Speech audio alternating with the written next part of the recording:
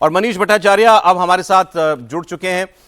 मनीष, सबसे पहले आपको बहुत बहुत बधाई। कल आपके कैमरे पर और आप और आपके कैमरा पर्सन जब वो लोगों की सारी बातें देश को सुना रहे थे, तब एक्चुअली पता चला कि कितने बड़े पैमाने पर चुनाव में धांधली होती आई है। क्योंकि ऐसा नहीं है कि इन लोगों ने इस किस्म का दबाव या इस किस्म की हिंसा का सामना पहली बार किया होगा। शायद इस बार भारी तादाद में सेंट्रल फोर्सेस की वजह से ये लोग हिम्मत कर पाए बताने की। लेकिन जो कुछ आपने दिखाया, जो इन लोगों ने बताया, उससे बिल्कुल शीशे की तरह साफ था कि बंगाल के कई हिस्सों के अंदर चुनाव दबाव में हुआ है। भय जो बीजेपी ने नारा दिया था वो केवल एक स्लोगन नहीं बल्कि बंगाल की चुनावी सच्चाई भी थी। जी हाँ, वो भी तब जब इतनी भारी फोर्स लगा दी है। उसके बावजूद भी तब आप अंदाज़ा लगाइए कि जो 2021 या उससे पहले के जो चुनाव रहे हैं पश्चिम बंगाल में, उसमें क्या हालत होती होगी, खासतौर पे साउथ 24 परगना का फाल्टा जैसा जो इलाका है। कल का दृश्य वाकई में चौंकाने वाला था कि जब भारी फोर्स लगी है, इतने इंतजाम किए गए, 1 लाख से ज़्यादा सीसीटीवी कैमरे लगाए गए, हर गांव में हर गली कूचे में इतनी फोर्स लगा दी गई है, उसके बावजूद भी इस तरीके के जो लोग हैं वो दबाव बना के खुल के सामने आए, घर वालों को दबाव बनाया कि वोट नहीं डालना है। अच्छा, सरप्राइजिंग बात यह है कि उनमें से लोग खुल के भी कह रहे हैं कि भाई इनके दबाव के चलते हमने जो ये चाह रहे थे उसी को वोट भी डाल दिया, फिर आप क्यों हमको निशाना बना रहे, टारगेट क्यों बना रहे, मार क्यों रहे हैं।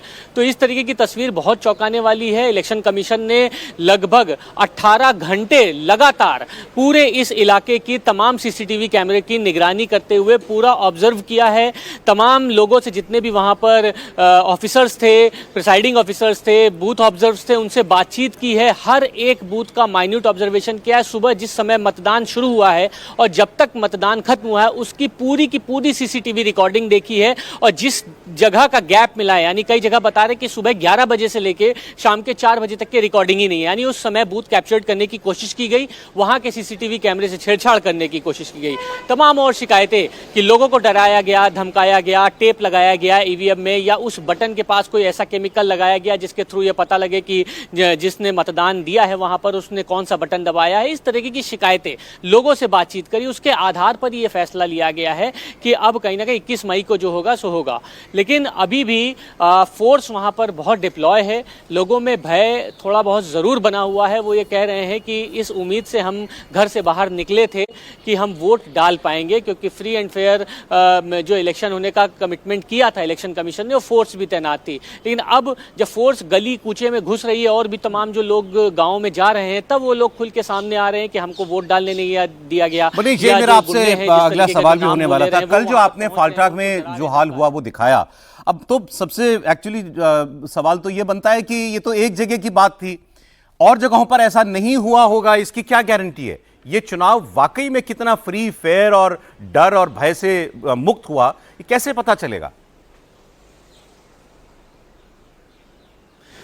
नहीं, देखिए, ये एक बात तारीफ करनी होगी सीएपीएफ की, इलेक्शन कमीशन की, कि 2021 की अगर आप तुलना करेंगे, 2021 के चुनाव में मैं था, ऐसा कोई जगह नहीं है पश्चिम बंगाल का, ऐसा कोई जिला नहीं है जहां से हिंसा की खबरें नहीं आ रही थी। तमाम पत्रकारों को पीटा गया था, दौड़ा के मारा गया था, लाशें गिरी थी। दोपहर के 12 बजे तक के तो खबरें आ गई थी कि आधा बंगाल सुलग रहा है। लेकिन इस बार इस तरीके की छुटपुट खबरें जरूर आई हैं।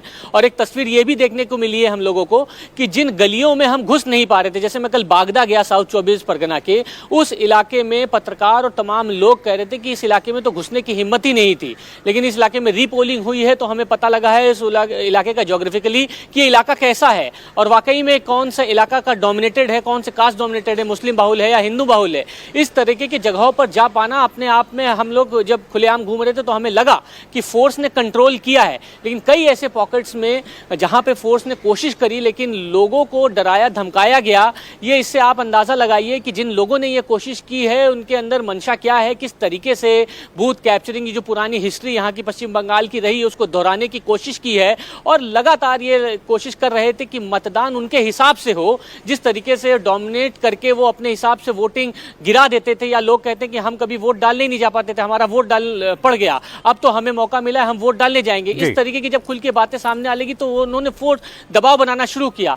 तो अभी ये जो तस्वीर आई है बहुत वाकई में लोगों में विश्वास जगा है, लेकिन कई जगह से इस तरीके की खबरें आई हैं, इसीलिए इलेक्शन कमीशन ने कड़ा संज्ञान लिया है और खासतौर पे साउथ 24 परगना का फाल्टा इलाका, डायमंड हार्बर का, जो जहां से अभिषेक बनर्जी सांसद है, उस इलाके में रीपोलिंग होना अपने आप में ये दर्शाता है कि यहां पर किस तरीके से हिंसा करने की साजिश पहले से रची गई थी और जो कोशिश कर रहे थे उसको सीएपीएफ इलेक्शन कमीशन ने कई हद तक के रोका है।